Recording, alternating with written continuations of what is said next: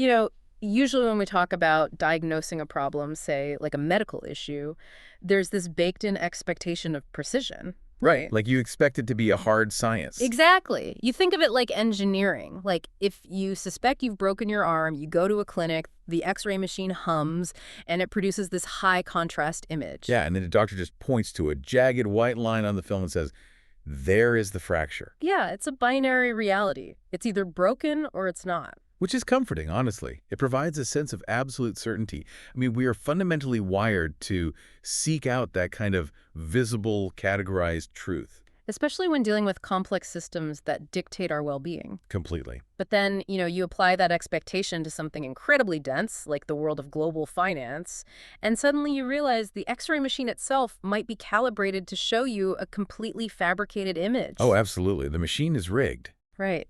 And I want you, the listener, to really hold on to that feeling of searching for a clean, visible truth in a system that might be, well, fundamentally murky by design. Because that's exactly what we're getting into. It is, because today we're taking that exact lens and applying it to something you likely interact with every single day without even a second thought.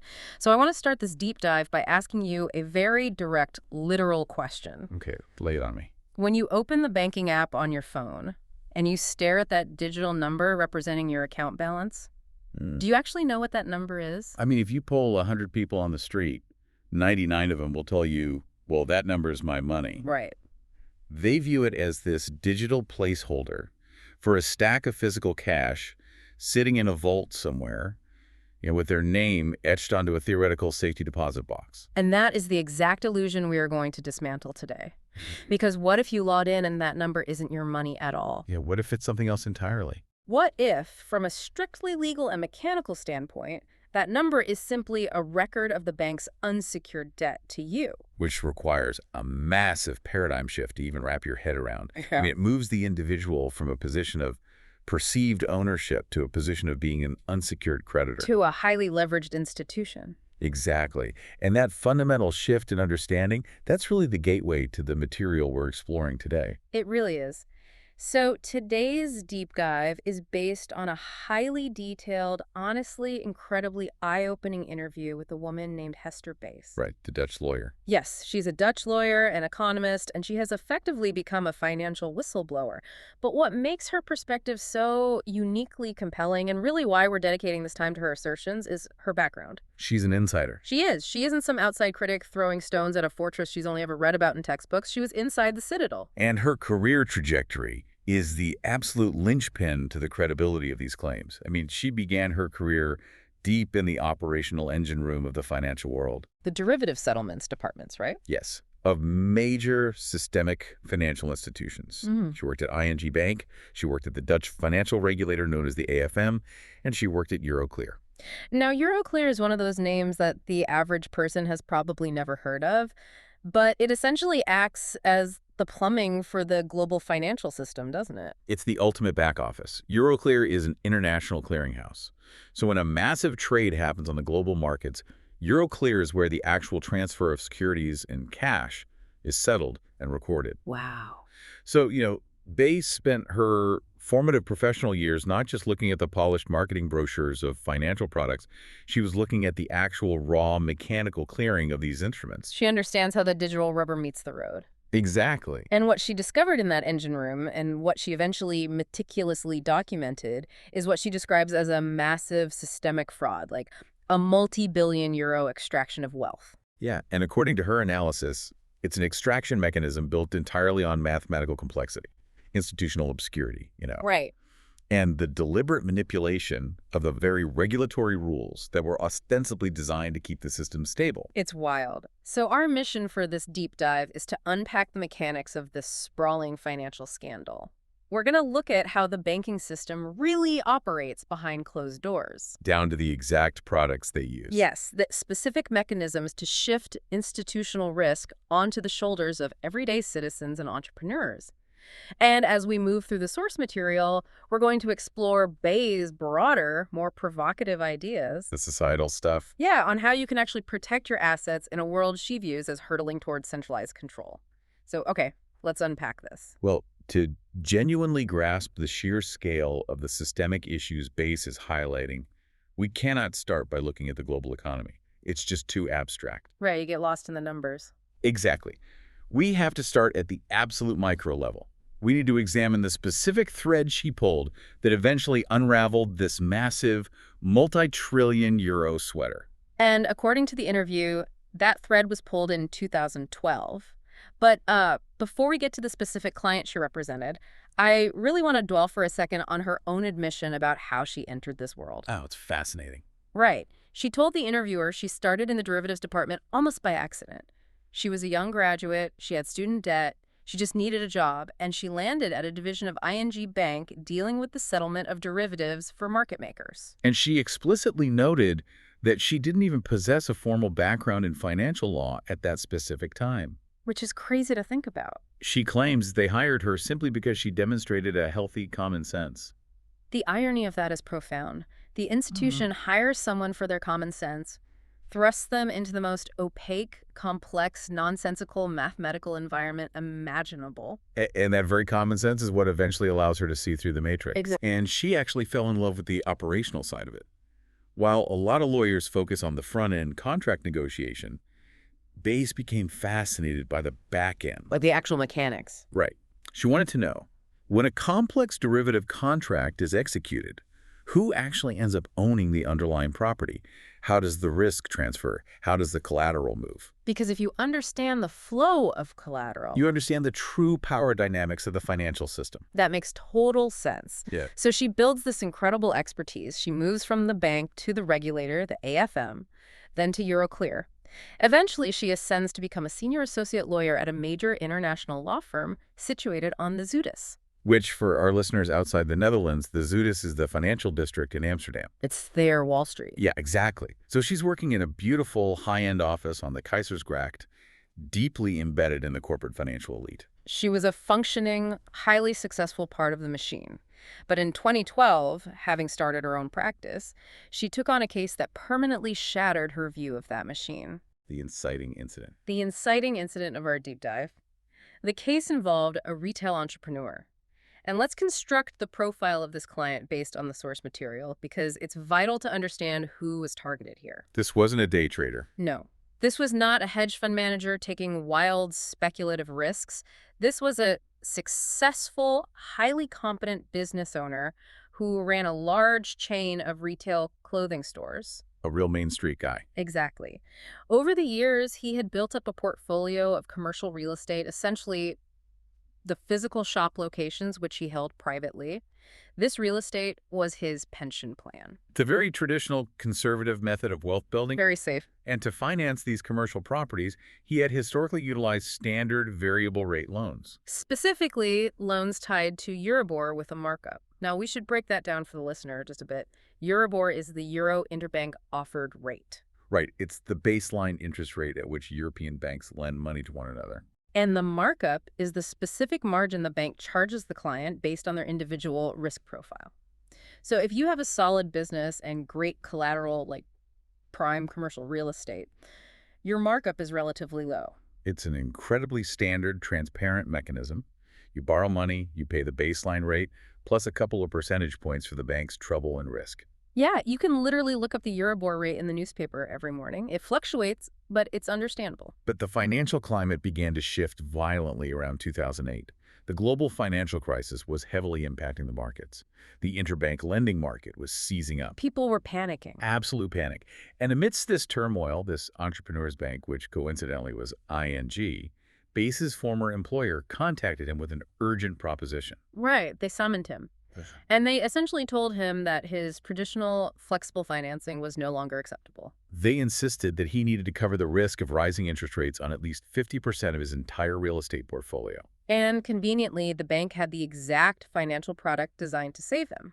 Of course they did. An interest rate swap, known in Dutch as a rente-swap. What is truly fascinating here, and really what forms the crux of Bais's legal battles later, is how this deeply complex derivative was marketed to the retail sector. Because it's not a retail product. Not at all. An interest rate swap is an institutional-grade, over-the-counter derivative. It involves complex mathematical modeling regarding future interest rate curves. It is definitively not a standard commercial loan. But that is not how it was pitched to the clothing store owner. The pitch, as outlined in the source, was a masterclass in exploiting fear while promising safety. Classic sales tactic. The bank's narrative was basically, look at the crisis. Interest rates are inevitably going to skyrocket. If you stay on your variable rate, your monthly payments will double and you will lose your business. You need protection. Exactly. We will attach the swap to your existing loan. This swap will effectively lock in your interest rate. You will have a fixed, predictable cost, giving you absolute peace of mind. And they layered it with the promise of flexibility. They assured clients that unlike a traditional fixed-rate mortgage where you might face huge penalties for early repayment, this swap structure allowed them to still pay off extra principal. Or even seamlessly move their entire financing package to a different bank if they found better terms later. Right. I mean, if I'm an entrepreneur whose entire life's work is tied up in those shops, that sounds like a lifesaver. I get the security of fixed rate to weather the storm, but I maintain the operational flexibility I need to run my business. It sounds flawless. It sounds flawless because the pitch entirely obscured the actual mechanical reality of the contract. The source material details how this product was, in fact, an intricate, devastating trap. A trap built entirely on the fine print. So let's look at what actually happens. The entrepreneur signs the contract, he buys the swap, he goes to sleep thinking, okay, my interest rate is locked, my business is safe. Right. But a few months down the line, he gets a notice from the bank stating that his monthly rate is being increased. He understandably pushes back. He says, there must be an administrative error. The entire purpose of me purchasing this swap was to fix my interest rate. And the bank calmly points him to a newly activated clause buried in the terms, the liquidity surcharge, or in Dutch, the liquiditeitsuitslag. The bank's justification was rooted in the ongoing 2008 crisis. They claimed that because the global markets were so volatile, it was becoming increasingly expensive for the bank itself to borrow money on the wholesale interbank markets. Their own institutional liquidity costs had gone up. Yes. And buried in the contract was a mechanism that allowed the bank to unilaterally pass their increased wholesale borrowing costs directly onto the retail client, regardless of the swap. Let's pause here and construct an analogy because the audacity of this mechanism is just staggering to me. And it really is. Imagine you walk into a car dealership and you negotiate a 3-year lease for a sedan. You sign a contract for a locked-in rate of $300 a month. You budget around that number. 3 months later, the dealership auto-drafts $400 from your account. You'd be furious. You call the manager, furious, and demand an explanation.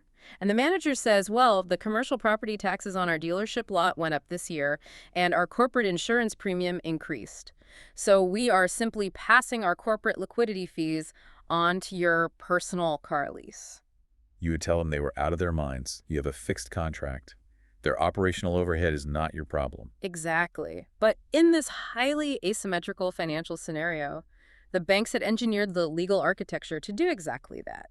They separated the fixed nature of the interest rate from the floating nature of their own institutional survival costs.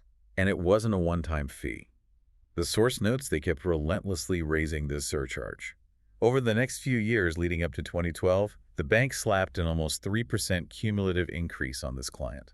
So his supposedly fixed and safe interest rate skyrocketed from around 5% to nearly 8%. Which fundamentally destroyed the business model of his real estate portfolio. The rental income from his clothing shop could no longer cover the artificially inflated financing costs. So the entrepreneur reaches his breaking point. He does exactly what any rational actor in a free market would do. He says, your product is broken, your fees are predatory, and I am exercising my right to take my business to a competitor. Right, he haps around. He finds another institution, Handelsbanken, which notably had not engaged in selling these toxic swap products. They offer him a straightforward loan with a much lower interest rate, so he goes back to ING to move his portfolio. And this is the moment the jaws of the trap finally snap completely shut. This is the mechanism of the margin call. Oh boy. So when he attempts to leave, ING informs him that he cannot simply transfer his loan. Nope. They tell him that his interest rate swap, the product he bought for protection, currently has a negative value. And in order to exit the contract, or even just to move his underlying real estate financing to Handelsbanken, he is required to immediately deposit 1.3 million euros. They demanded 1.3 million euros in liquid cash, or the equivalent in unencumbered extra collateral on his properties. It's basically ransom.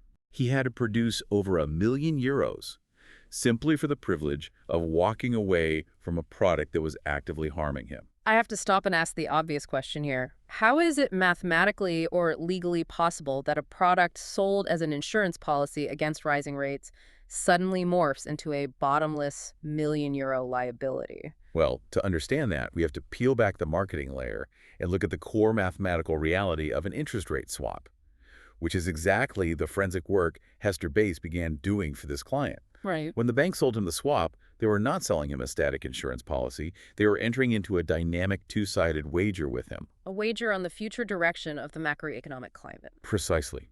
The mechanics work like this.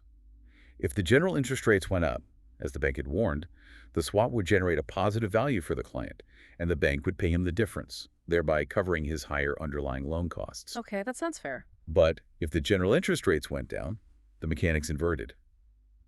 The client was legally obligated to pay the bank the difference. But hold on. The entire premise of the bank's high-pressure sales pitch was that rates were guaranteed to go up. That was the fear tactic used to force him into the product. Yes, and we will explore the macroeconomic reality of those interest rates in the next section, because that is where the story expands from a bad deal into a systemic scandal. Okay. But the immediate mechanical issue Bais uncovered involved the concept of collateral, or onderpand in Dutch. Okay, explain the role of collateral in this specific derivative wager. In the world of institutional derivatives, the value of a swap contract fluctuates every single day based on infinitesimal movements in the global interest rate markets.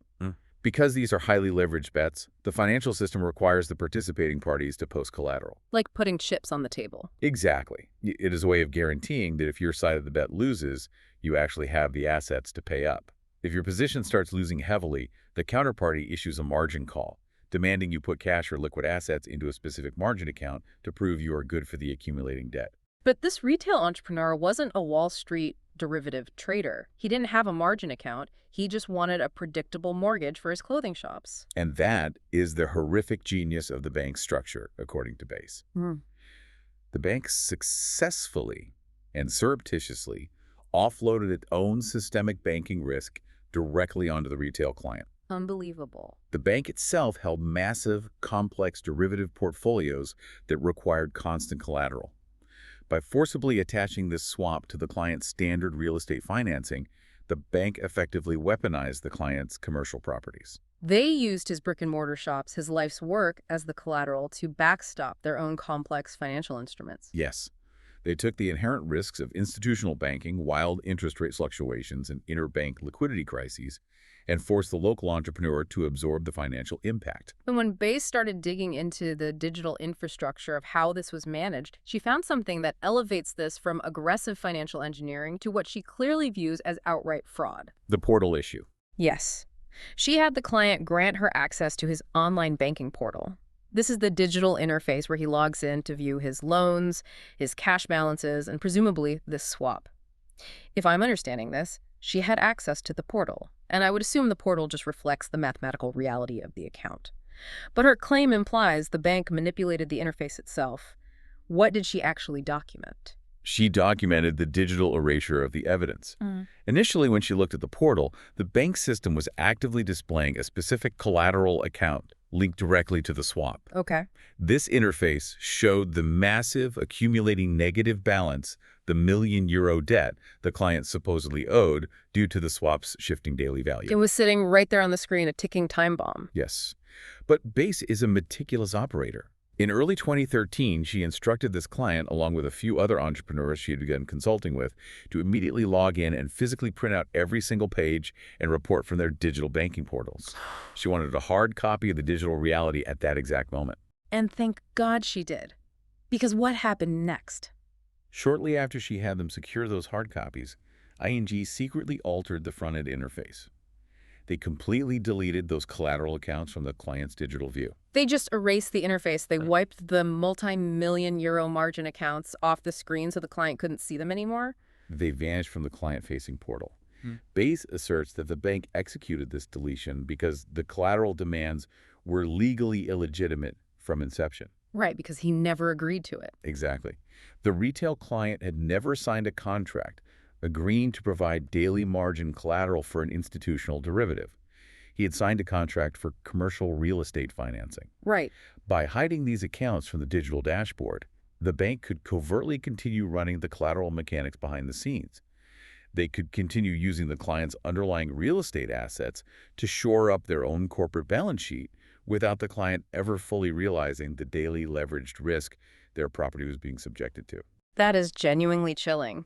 The bank controls the X-ray machine. To go back to our earlier analogy, if the X-ray shows a tumor they caused, they just recalibrate the machine to show a healthy scan while the tumor continues to grow. That's a perfect way to put it. When Bais first took on this clothing store owner's case, she admitted she thought it was an isolated incident. She figured a specific, overly aggressive banker had made a terrible, perhaps illegal mess of this one client's portfolio. A bad apple. Right. She assumed she would draft a stern, heavily cited legal letter. The bank's compliance department would realize the error. They would settle the 1.3 million euro demand quietly, and the problem would be solved. But the bank didn't back down. And as she began to pull at the threads of their legal defense, she realized that this specific toxic product architecture wasn't a mistake. It was the standard. It had been systematically sold to thousands upon thousands of small and medium-sized enterprises across the country. Which catapults us to the next staggering realization of this deep dive. We really have to ask, how does one entrepreneur's bad deal for a chain of clothing shops connect to the foundational stability of the entire European economy? Because by zooming out and following the collateral, Hester Bais discovered that the widespread deployment of these swaps wasn't just an aggressive sales tactic to generate a little extra commission. No, it was a desperate systemic necessity for the survival of the banking sector. If we connect the micromechanics of the swap to the macro environment of the global economy, we have to examine the state of the banking sector's balance sheets leading directly into the 2008 financial crisis. And Bais's central thesis relies on understanding that the banks were facing a colossal, existential collateral shortage behind the scenes. A black hole of missing assets. Let's trace the origin of that hole. The source material points back to the 1980s. The 1980s marked a profound shift in global finance. The gold standard had been abandoned in the 1970s, completely decoupling money from physical limitations. Following this, the financial markets entered an era of rapid, aggressive deregulation. Right, Wall Street booming. Traditional banking, which historically meant taking in local deposits and lending that money out for mortgages or business loans, was highly regulated and offered slow, steady returns. The banks wanted explosive growth. So they turned to financial engineering, they turned to derivatives. Specifically, they built their new business models around over-the-counter, or OTC, derivatives. This is a critical distinction. If you buy a stock, it trades on a regulated public exchange. Everyone sees the price. The clearinghouse guarantees the trade. The risk is managed transparently. Okay, but OTC. An over-the-counter derivative, however, is a private, bilateral contract negotiated directly between two financial institutions. It occurs in the dark. Two massive banks making a complex mathematical bet with each other, with no central referee verifying they actually have the money to pay up if they lose. Exactly. And that lack of a central referee means there is astronomical counterparty risk. Because these OTC derivatives are often leveraged, meaning a relatively small amount of money is controlling a massive notional value of assets, the potential losses can be catastrophic. Right. Therefore, to make these private bets viable, the banks demand massive amounts of high-quality collateral from each other to guarantee the trades. You have to prove you can cover the downside. Yes. So the banks spent decades, from the 80s through the early 2000s, building up mountains of these complex OTC derivative contracts with each other, generating massive paper profits, but simultaneously creating an ever-expanding requirement for physical, high-quality collateral to backstop the bets. And according to the deep dive Bais did into the aggregate numbers, the size of this hidden collateral shortfall was just beyond comprehension. How big did it eventually become? Based on her forensic accounting of the system, she calculated that in the Netherlands alone, the banking sector had generated a collateral shortfall of 200 billion euros. 200 billion euros. I need to pause and genuinely grapple with that number. That is not a rounding error. That is not a bad quarter. It's worse than that. When she extrapolated the data across the broader European banking system, she identified a collateral shortfall of 2,000 billion euros. 2 trillion euros of missing collateral. I want the listener to really internalize that scale. A 2 trillion euro hole in the foundation of the European banking system. I mean, if a local credit union is short a few million, Regulators shut it down on a Friday afternoon and sell its assets. Yep, the FDIC rolls in. If the entire European financial apparatus is short 2 trillion euros in collateral to back its derivative bets, the system is technically insolvent. It is a mathematical house of cards waiting for the slightest breeze to collapse it. And that breeze Oh, wow. arrived in the form of a hurricane, Yeah. the 2008 global financial crisis. The subprime mortgage collapse. Yes, but the real crisis was what happened in the OTC derivative markets. The interbank lending market instantly froze. Banks realized that none of them knew how toxic the other banks' derivative portfolios were. Because it was all in the dark. Because the contracts were private, trust completely evaporated, they stopped lending to each other overnight. So the banks are suddenly starving for liquidity, but more importantly, as the market swings wildly, their derivative bets are going haywire, triggering massive systemic margin calls. They desperately, urgently need high-quality collateral to post against these bets to avoid default. But where does an insolvent system find 2 trillion euros of high-quality collateral? You cannot synthesize that in a spreadsheet. You can't find 200 billion euros in the Dutch couch cushions. No. You must extract it from the real economy. You extract it from the tangible, performing assets of businesses, commercial real estate owners, and everyday citizens. And this is exactly where the interest rate swaps enter the narrative not as a flawed product, but as an extraction tool. The swaps functioned as the primary mechanism for this collateral harvest. Let's revisit the catch-22 we discussed with the clothing entrepreneur, but this time armed with the macroeconomic context. Okay. The banks actively terrified their retail clients into purchasing these fixed-rate swaps by warning them that the crisis would cause interest rates to skyrocket. Buy this swap, lock in your rate, or the coming hyperinflation will bankrupt your company. But Bais alleges a far more sinister reality. She asserts that the banking sector, operating in tandem with the central banks, knew with absolute certainty that the exact opposite was going to happen. Because the central banks are the entities that literally dictate the baseline interest rates. Taking that a step further, Bais points a direct accusatory finger at the European Central Bank, the ECB. She argues that the ECB deliberately and artificially suppressed interest rates, driving them down to the floor from 2008 onwards. And the official public narrative provided by the central bank was that slashing rates was necessary to stimulate the broader economy, to encourage lending and investment in a time of crisis. But Bais's framework suggests a completely different primary motive. She argues the primary mechanical purpose of dropping the rates to zero was to finance and facilitate the patching of the banking sector's systemic collateral shortfall. Okay, let's walk through the architecture of this trap one more time with this macro context, because the sheer scale of the deception is breathtaking. It's almost hard to believe. You are a local business owner. The commercial bank pressures you, often making it a mandatory condition of renewing your loan into buying a complex swap to protect your business against rising interest rates. But the central bank, which oversees the commercial banks, is simultaneously and deliberately slashing interest rates to zero. Right. As the baseline interest rates drop lower and lower month after month, the mathematical value of your swap, which, remember, is essentially a derivative wager that rates would go up, plummets into the abyss. Yep. The swap transforms into a massive multi-million euro negative liability attached to your name. Which mechanically triggers the margin calls. Because your swap is now bleeding value, the bank demands you post immediate collateral to cover the negative balance. And who is the recipient of that newly demanded collateral? The bank itself. Wow. Through this mechanism, the banks systematically stripped the collateral from the public sector, extracting the equity from the real estate of entrepreneurs, draining the cash flows of productive businesses, and forcefully moved those tangible assets onto their own institutional balance sheets.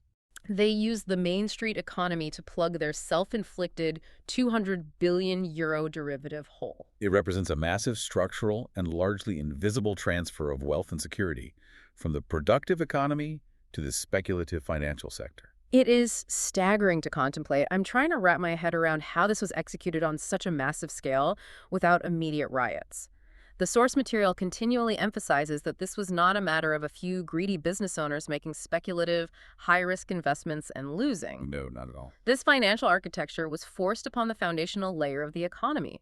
If an entrepreneur needed to roll over their standard 5-year financing on a warehouse or a storefront, the bank simply dictated, "We will only approve the renewal if you attach this specific swap product."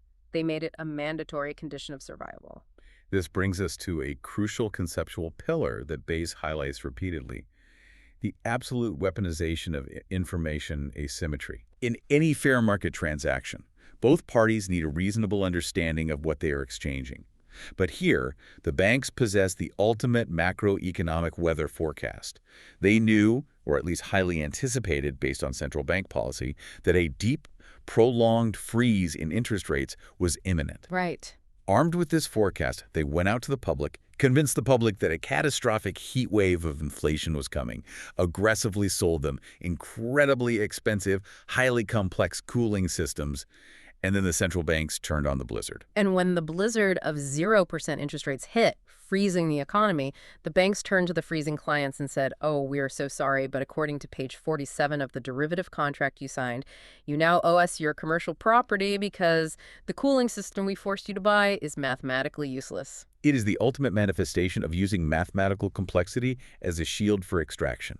The sheer density of the algorithms pricing an interest rate swap meant that the local No entrepreneur, matter how smart they are. right, no matter how intelligent or successful they were at running a logistics company or a retail chain, had zero functional chance of understanding the massive asymmetrical counterparty risk they were legally assuming. They were playing a game where the opponent not only knew the cards, but could actively alter the rules mid-hand via clauses like the liquidity surcharge. Exactly. The logic holds, the mechanics make sense, but the scale creates a massive cognitive dissonance for me.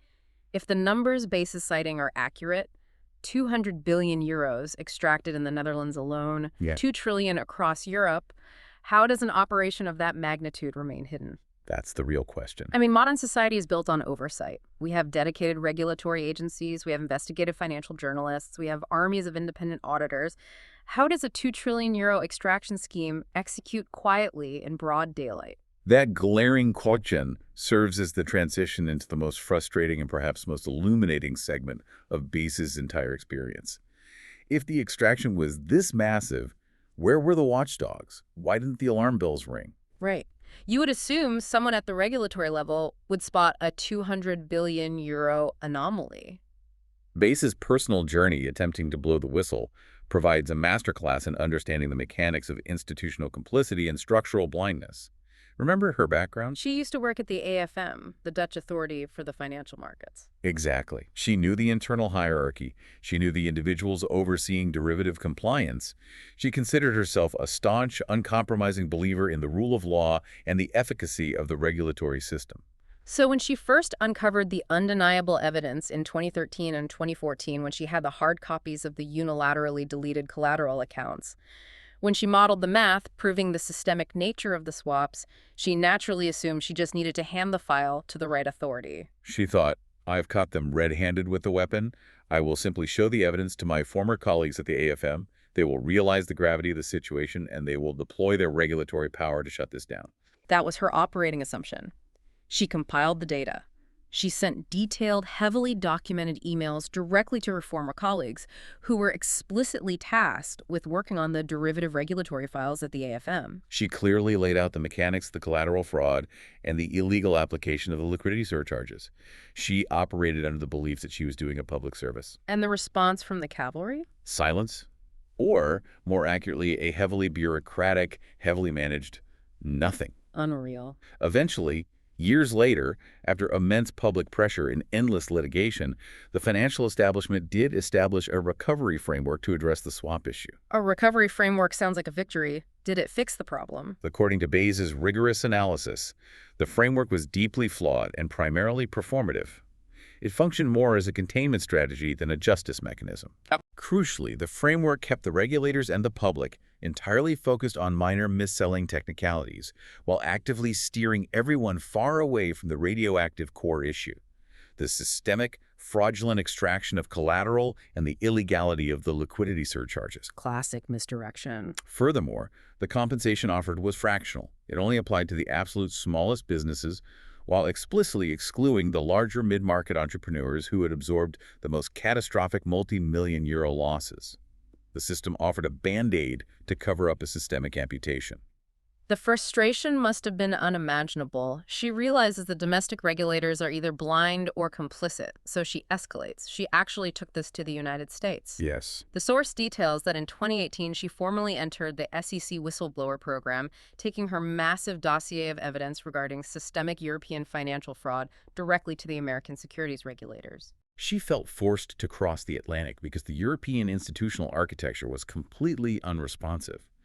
But Bais's investigation goes even deeper than the regulators. She explains exactly how that €200 billion shortfall in the Netherlands was ultimately patched, and the mechanism she describes implicates the absolute highest levels of government policy. Let's explore that, because mathematically, stripping the commercial real estate from mid-sized entrepreneurs, while devastating to them, wouldn't be enough to generate €200 billion in liquid collateral. The math requires a much larger pool of capital. It absolutely does. You need access to a vastly larger, deeper pool of institutional wealth.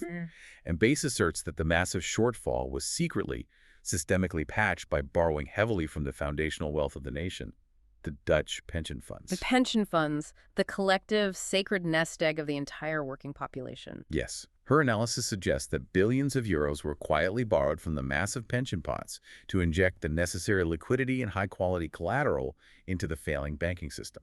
But there is a massive legal hurdle here. Pension fund managers are fiduciaries. They are legally obligated to protect that capital. The only way those managers would ever agree to risk billions of euros of public retirement money to prop up insolvent private banks is if they were provided with absolute ironclad back-to-back guarantees from the government. Explain the mechanism of that guarantee. It means the sovereign state secretly promises the pension funds that if the banks ultimately fail and cannot repay the borrowed billions, the government, meaning the taxpayer, will step in and cover the total loss. Exactly.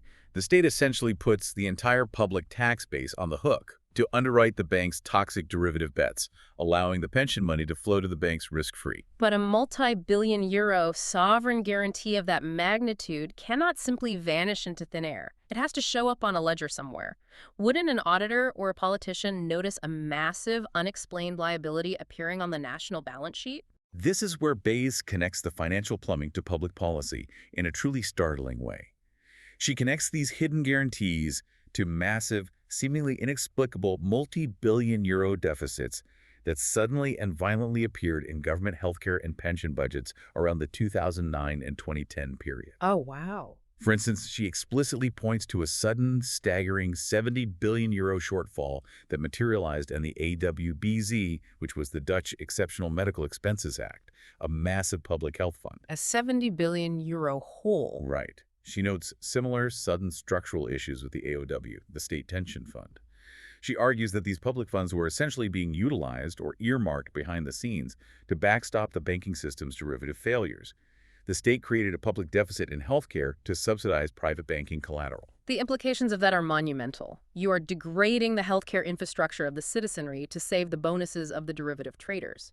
Did anyone in the political sphere attempt to expose this? The source material specifically highlights the efforts of one politician, Renske Leijten.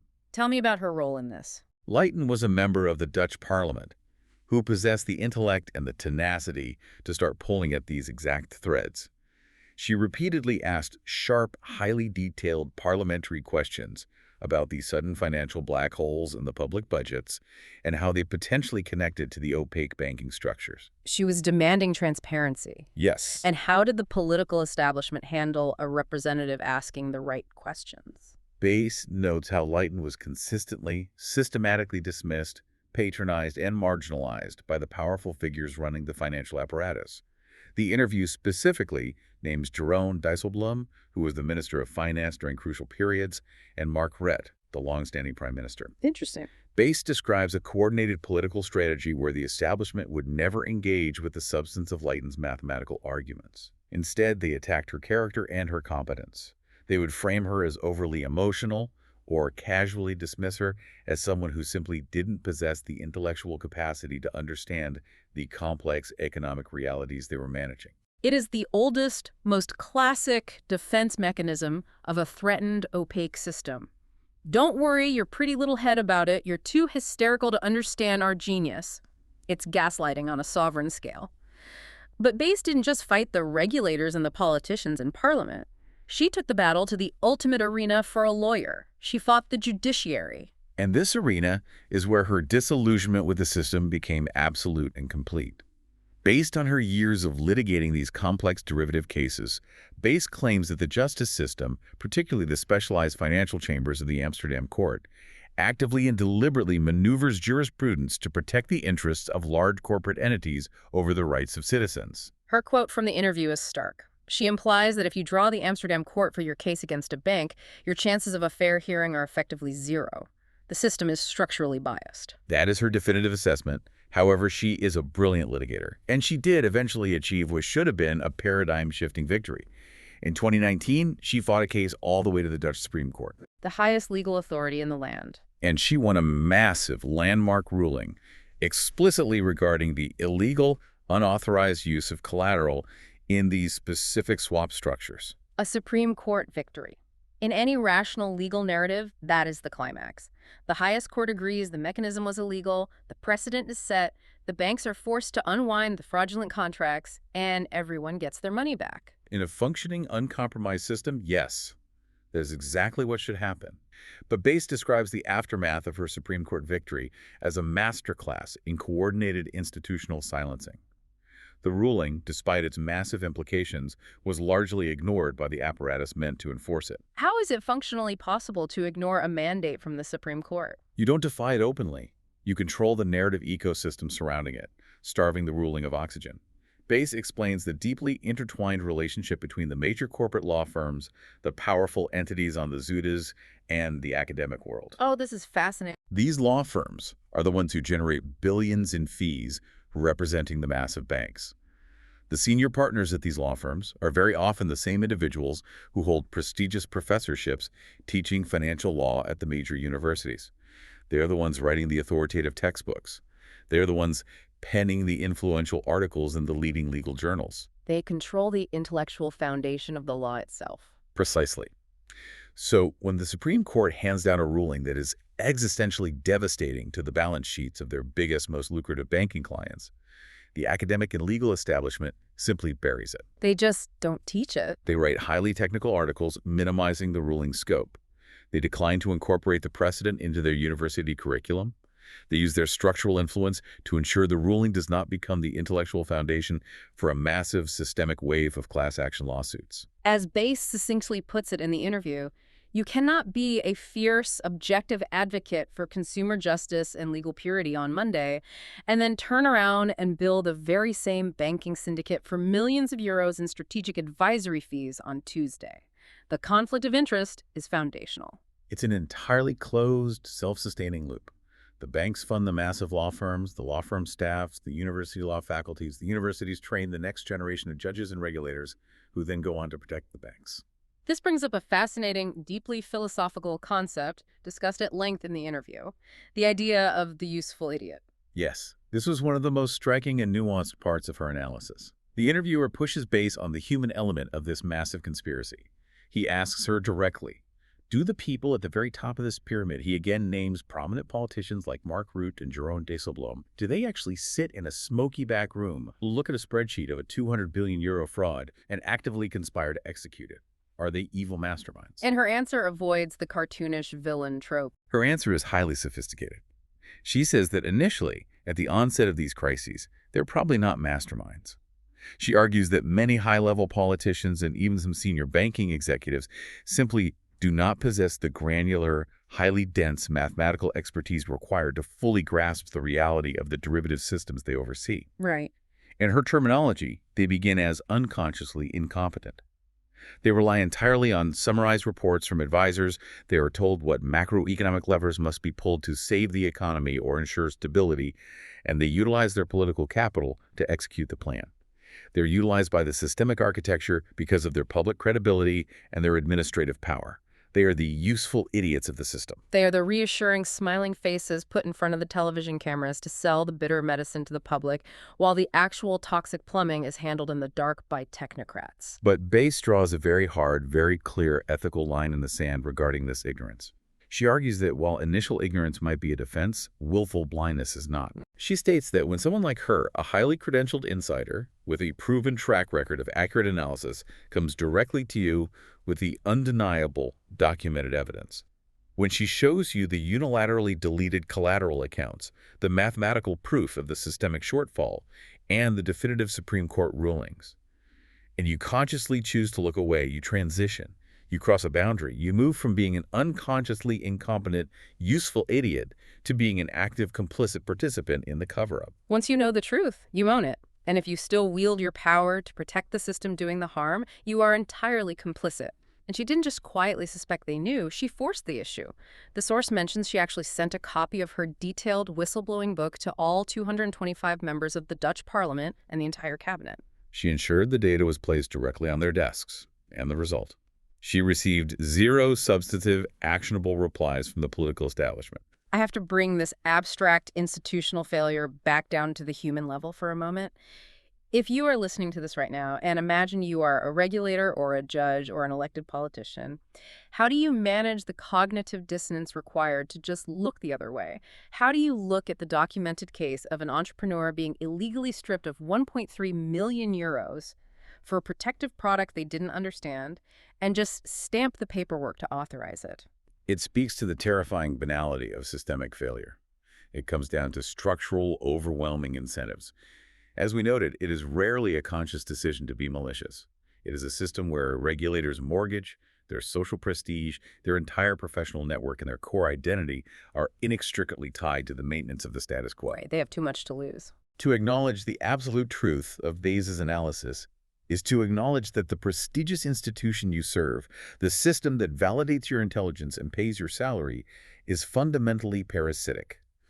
And psychologically, historically speaking, the vast majority of human beings are simply not equipped with the fortitude required to aggressively dismantle the very system that feeds them and gives them status. It is infinitely easier on the psyche to label the whistleblower as the problem.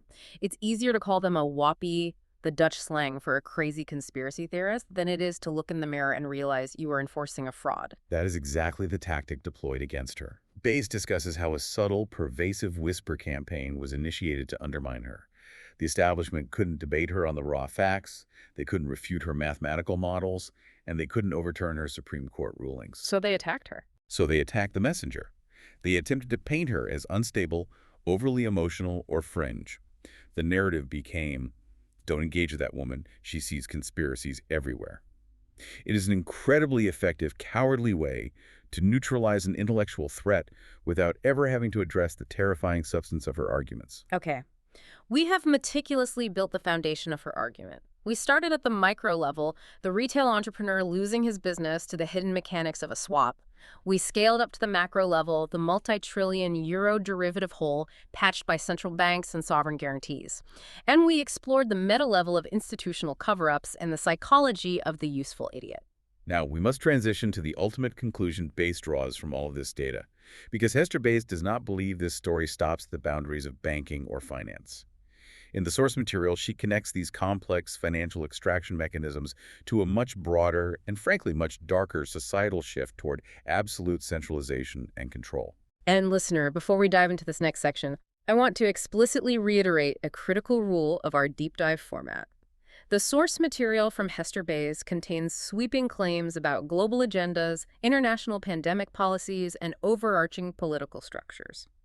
We are going to impartially report on these concepts as a specific viewpoints presented by Bais in her interview. Right, we're just outlining her perspective. Exactly. We are exploring her intellectual framework to understand how she connects the financial dots to the societal ones.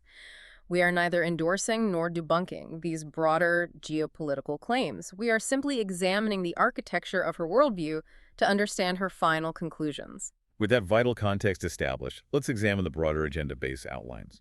She points to a highly specific, pivotal moment in time, the 2007 and 2008 period. Specifically, she references a transatlantic plan, an overarching agreement structure between the European Union and the United States. The timing is fascinating. Right as the global financial system is beginning to aggressively fracture, these massive international agreements are being formalized. Yes. According to Bais's analysis of these documents, this transatlantic plan covered comprehensive, long-term agreements on global energy policy, climate change frameworks, and international pandemic response protocols. Really? However, she does not view these agreements as benign, cooperative efforts to solve global problems.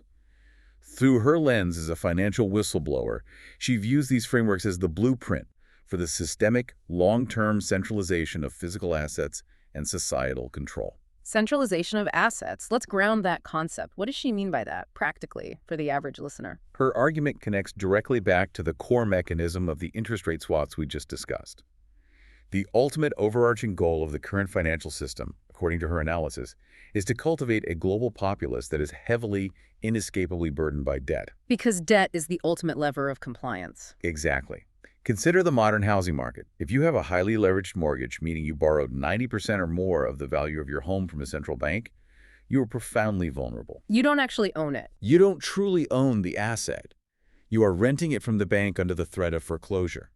If the overarching system decides that the macroeconomic environment needs to shift, or if property values are artificially deflated, the bank can suddenly alter the loan-to-value covenants. They can demand more collateral, just as they did with the commercial swaps. Right. And when you are deeply structurally in debt, your behavioral options vanish. You cannot afford to go on strike to protest a policy. You cannot afford to speak out against your employer or the government. You cannot afford to disrupt the system in any meaningful way. You become, by financial necessity, a highly compliant, docile citizen simply trying to make the next interest payment. It is societal control achieved not through physical force, but through financial precariousness.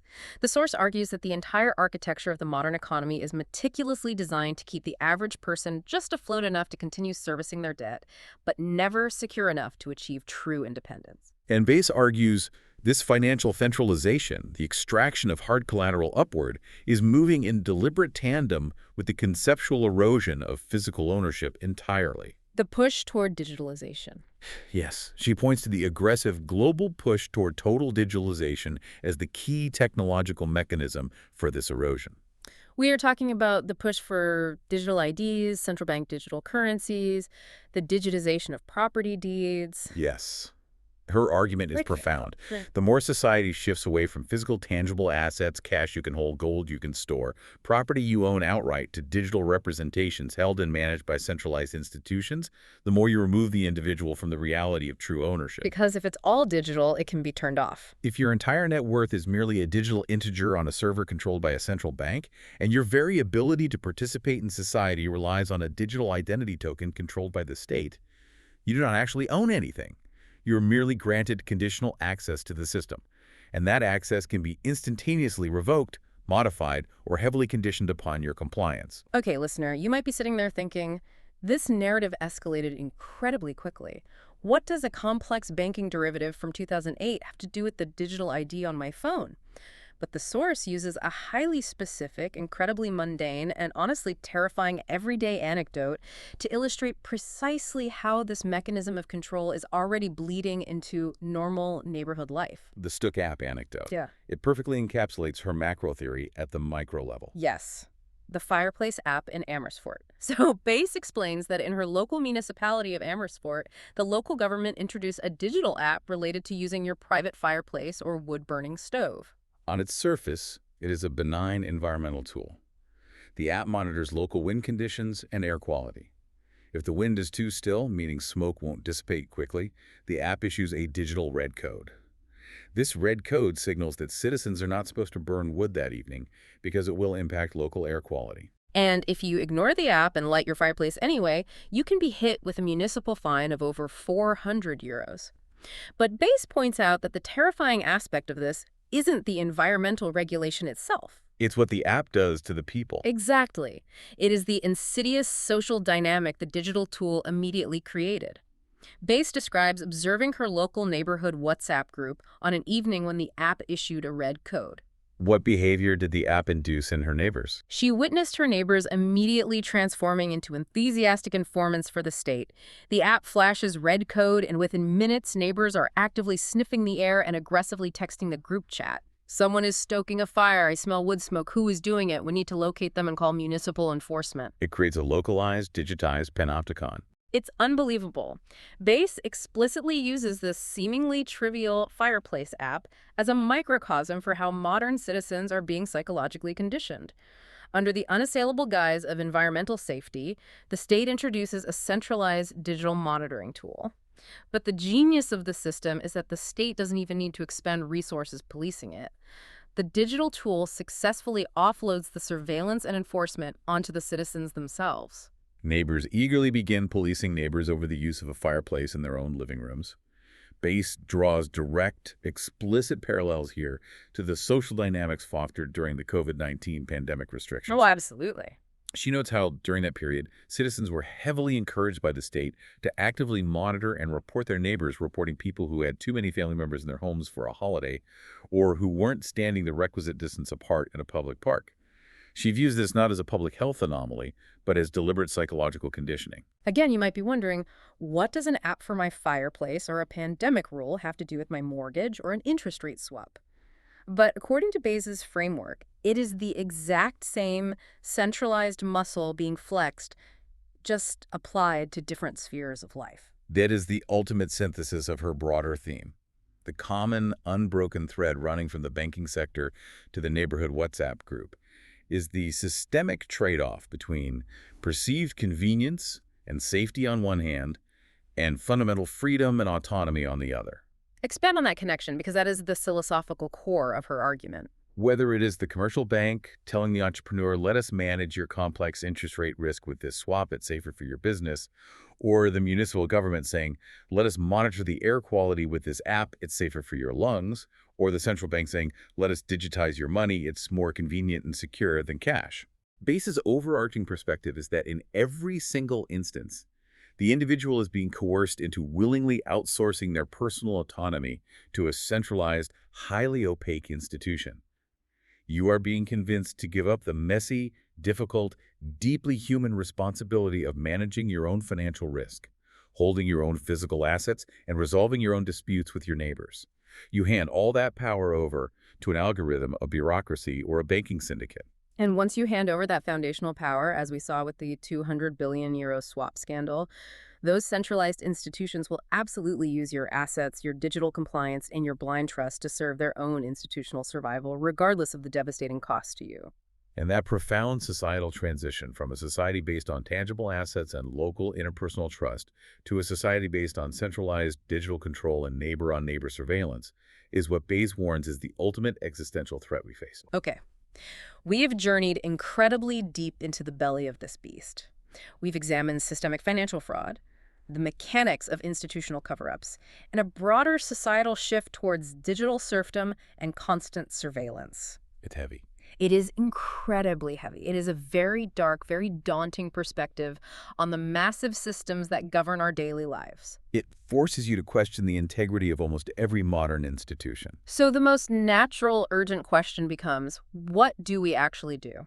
If you are a listener absorbing all of this, and you are feeling that rising sense of dread or helplessness, what does Hester Bais, having fought this system for over a decade, actually suggest you do about it? Because she's not just complaining. Right. Reading her material, she does not strike me as someone who just writes a book to complain. She is fundamentally a fighter. She is absolutely a fighter. And thankfully, her proposed solutions are deeply grounded in practical, albeit difficult and intentional action. The very first mandatory step, according to Bayes, is simply recognizing the reality of the game board you are playing on. Knowledge is power. Meaning you have to actively break through the information asymmetry that the institutions rely on. Exactly. You must commit to understanding what things actually are, mathematically and legally, rather than accepting what they are marketed to be by the institutions selling them. And the most fundamental concept she asks every individual to completely rethink is the very nature of money itself. Which circles us all the way back to the question I posed to you at the very beginning of this deep dive. When you look at your banking app, what is that number? Bayes stresses that you must internalize this stark legal reality. A bank deposit is a liability of the bank. It is a debt they owe to you. Your hard-earned money is effectively their unsecured debt. And conversely, the bank creates new money by issuing loans against your physical collateral. Wow. When you fully understand that the commercial bank is not a benevolent, safe deposit box quietly holding your gold, but rather a highly leveraged, speculative institution actively trading your assets to maintain its own daily solvency, you begin to make fundamentally different financial decisions. The moment you truly understand that, you stop trusting them implicitly. You stop viewing them as a partner and start viewing them as a counterparty. Yes. And that realization leads directly to her second major piece of actionable advice: seek alternative financing. She argues that you do not need traditional centralized banks nearly as much as the system has convinced you that you do. The interviewer in the source material actually makes a fantastic validating point here. He runs a business in the real estate sector, and he casually notes that today, 90% of their real estate financing is executed completely outside of the traditional banking system. They're utilizing mechanisms like crowdfunding, peer-to-peer lending networks, and securing private financing directly from wealthy local individuals or family offices. And Bais advocates for this? Emphatically. By deliberately moving your financing needs outside the massive banking oligopoly, you surgically remove yourself from their systemic collateral extraction schemes. You are choosing to deal with clearer, infinitely more transparent contracts. These alternative arrangements are often based on actual human relationships and shared local interests, rather than algorithmic risk models that can be instantly weaponized against you with a hidden liquidity surcharge clause. Okay, so divest from the major centralized banks where possible and seek alternative localized funding. That makes sense for your capital, but what about your physical location? Because a very common reaction when people get red-pilled on the fragility and corruption of the Western financial system is that they immediately start looking at real estate in other jurisdictions. They want to become what are called fiscal refugees. Yes, the source discussion specifically mentions the growing trend of wealthy individuals and entrepreneurs fleeing Europe to relocate to places like Dubai or establishing residencies in Paraguay, specifically to escape the crushing European tax burdens and the encroaching digital regulations. But Bais is vehemently against this strategy, isn't she? She is entirely opposed to it. She strongly advises against becoming a fiscal refugee. And her reasoning isn't financial. It is deeply, profoundly human. She argues that humans are fundamentally rooted in their native culture, in their shared language, and in their historical social fabric. So running away doesn't solve it. No. If you flee your home to live in a high-rise in a desert tax haven, you might successfully preserve some capital on a spreadsheet, but you isolate yourself completely. You become vulnerable in a completely different, arguably more dangerous way because you have severed yourself from a true, organic support network. And I think about it like being a passenger on a leaky boat. The system is the boat, and it's taking on water. Becoming a fiscal refugee is like deciding to just jump off the boat into the middle of the dark ocean alone, hoping you can swim to a distant, unregulated island before you drown. That's a great analogy. Bais is saying, don't jump ship. The ocean is worse. Stay on the boat, find a bucket, and start bailing water shoulder to shoulder with your neighbors. True. Enduring resilience, according to Bais, does not come from running away and hiding alone. It comes from staying exactly where you are rooted and doing the hard work of actively building local, trust-based parallel systems. You do not defeat a massive, centralized global architecture by isolating yourself. You defeat it by building a robust, functional, local alternative that renders the centralized system obsolete. You contribute to your local economy. You invest your capital in real physical assets in your immediate community, things you can touch and manage. You build deep, meaningful relationships with your actual neighbors, so that if a massive systemic crisis hits or a digital system goes offline, you are relying on mutual human trust to survive, not a government app. But, and this is the most crucial caveat to her entire philosophy, she emphasizes that reclaiming this level of freedom and resilience comes with a very real, tangible cost. The cost of convenience. Exactly. Reclaiming your agency means you must willingly surrender some of the frictionless, immediate ease that the centralized digital system provides. We must be willing to transition away from highly advanced, automated, opaque systems and move toward systems that might be a bit slower, a bit less convenient, but are inherently transparent intensely local, and firmly within our own physical control. It takes significantly more effort to organize a local crowdfunding syndicate to finance your new bakery than it does to simply click approve on a major bank's instant digital loan offer on your phone. Right. It takes emotional effort and courage to walk next door and have a potentially uncomfortable conversation with your neighbor about the smoke from their fireplace instead of just anonymously reporting them to the authorities via an app. Freedom is not passive. Freedom requires active, constant participation and the assumption of personal responsibility. The moment you decide to outsource your responsibility simply because the digital alternative is easier, Right. you have irrevocably outsourced your freedom. The interviewer brought up one final massive variable: artificial intelligence. He asked Bais if she views the rise of AI as a tool that will accelerate this digital doom, or if it could potentially be a savior. Surprisingly, given her skepticism of digital systems, Bais takes a cautiously optimistic view on the potential of technology, provided it is utilized correctly by the individual. She argues that AI can actually be deployed as a powerful democratizing tool to break down the very information asymmetry that the massive banks rely on to exploit people. How so? If an average individual can utilize a personal AI model to rapidly analyze a 100-page derivative contract, instantly identify a predatory buried clause like a liquidity surcharge, and synthesize the dense financial regulations that would take a human lawyer weeks to read, then the balance of power fundamentally shifts back toward the citizen. The AI becomes the X-ray machine that actually works, but only if we don't become intellectually lazy. Exactly. That is her warning. If we simply use AI to do our critical thinking for us, if we blindly trust its outputs without understanding the mechanics, we are just creating a new, highly efficient digital master. But if we harness it as a tool to enhance our own fundamental understanding, to audit the institutions, and to protect our local assets, it can be a vital force for empowerment. Wow. We have covered an immense, challenging amount of ground today.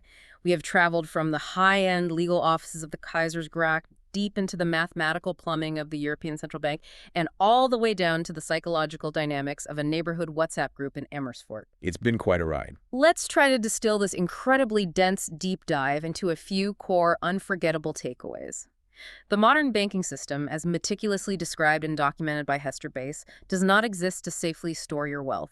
It operates on a structural foundation designed to continuously shift its own massive institutional risks downward onto the consumer, while simultaneously hoarding the real physical collateral, your hard assets, to keep itself solvent. It is an extraction machine heavily insulated by a network of regulators, politicians, and a legal establishment that is economically and psychologically disincentivized from ever dismantling it. Yet, despite the vastness, power, and opacity of that systemic machinery, Bais's ultimate message is one of agency.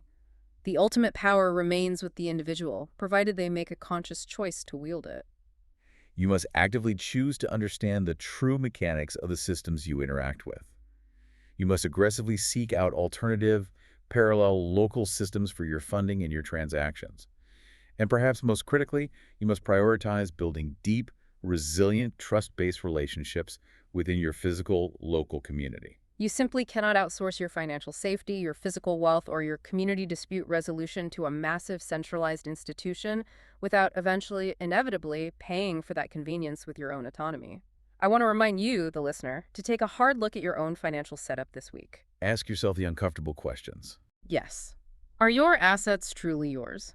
Or are they just digital numbers on a screen, currently serving as uncompensated collateral for someone else's highly leveraged institutional bet? Are you relying entirely on the very institutions Hester Bais is warning us about? It is a deeply uncomfortable audit to perform on your own life, but in a world trending toward centralization, it is an absolutely necessary one. And as we close out this session, I want to leave you with a final, slightly different thought to mull over as you go about your day.